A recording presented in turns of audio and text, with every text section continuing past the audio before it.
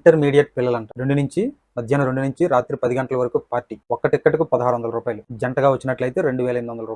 50 మంది మైనర్లు హాజరు. మద్యం, గంజాయి, డ్రగ్స్ వంటి ఇంకా బయటకు రాని ఎన్నో. అసలు విద్య అంటే ఏంటి?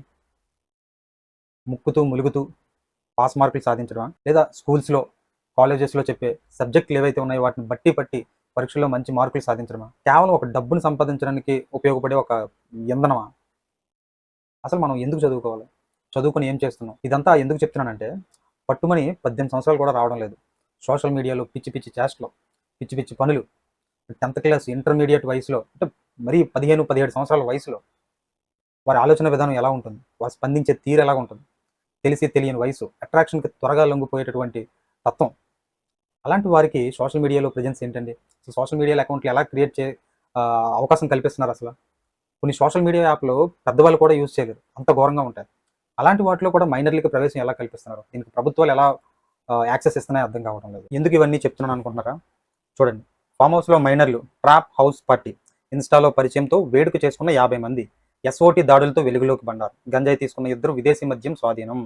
అందరూ మైనర్లే. ఇన్‌స్టాలో పరిచయమైన వీరంతా జట్టుగా మారి మత్తు పార్టీ చేసుకున్నారు. ఈ వేడుకలో డ్రగ్స్ ఉన్నాయంటూ సమాచారంతో హైదరాబాద్‌లోని రాజేంద్ర నగర్ ఎస్ఓటీ పోలీసులు తనిఖీ చేయడంతో ఈ విషయం బయటకు వచ్చిందనమాట. ఈ ట్రాప్ హౌస్ అనే పార్టీలో 9mm పేరుతో ఖాతా నిర్వహించి, అంటే ఇన్‌స్టాలో ఒక ఖాతా నిర్వహించి ఇది చేయడం జరిగిందనమాట. అసలు అంత చిన్న వయసులో వాళ్ళకి ఆలోచన ఎలా కలుగుతుంది? ప్రభుత్వాలు అసలు ఈ సోషల్ మీడియా అకౌంట్స్‌కి ఒక ఏజ్ లిమిట్ అంటూ లేదా? ప్రభుత్వాలకు కూడా బాధ్యత లేదా? అసలు ప్రతి సోషల్ మీడియా అకౌంట్‌కి ఒక ఐడెంటిటీ ప్రూఫ్ జత చేయాలి ఖచ్చితంగా.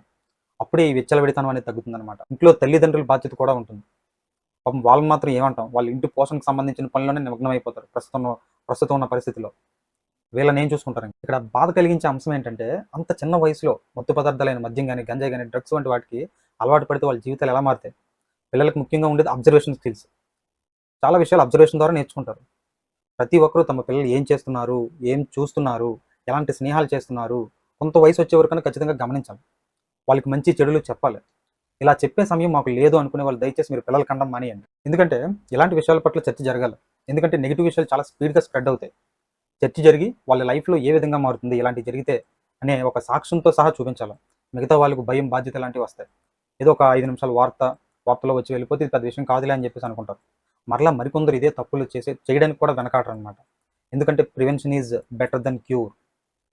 ఇంతకీ దీన్నంతా బయటికి తీసుకొచ్చింది ఎవరంటే ఎస్ఓటీ అని చెప్పేసి అంటాం. స్పెషల్ ఆపరేషన్ పోలీసులకు సంబంధించినటువంటి ఒక 16 విభాగాలు ఉంటాయి.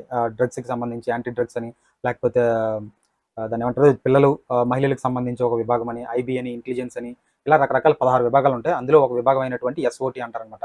స్పెషల్ ఆపరేషన్స్ కమాండో యూనిట్స్ అంటారు. వీటంటే ప్రత్యేక దాడులు నిర్వహించి గస్తీలు, అత్యవసర సడన్ ఆపరేషన్స్ అనేది ఈ సంస్థ చేపడుతుందన్నమాట. వీటికి సంబంధించి చాలామంది అనుకుంటారు పేరెంట్స్, తల్లిదండ్రులు, సమాజం, ప్రభుత్వాలు, మన సమాజ నడవడిక, స్టూడెంట్స్ వీళ్ళందరి ప్రభావం కూడా వీరి మీద ఉంటుంది.